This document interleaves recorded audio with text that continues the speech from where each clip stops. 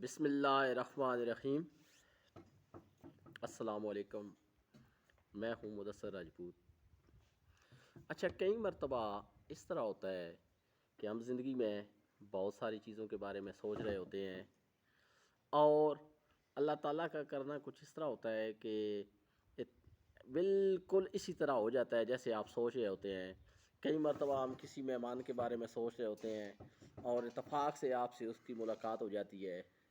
وہ چیز ہے کیا؟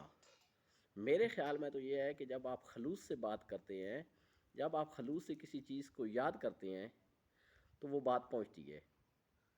اور میں ایک مرتبہ ایسا ہوا کہ ایک آفیسر ہمارے گاؤں میں آئے ہوئے تھے، تو اسکول کے حوالے سے مجھے کچھ کام تھے، تو میں نے سوچا کہ ان سے بات ہو جائے اور ان سے ٹائم لیا جائے، اور جو بڑا مشکل بات تھی۔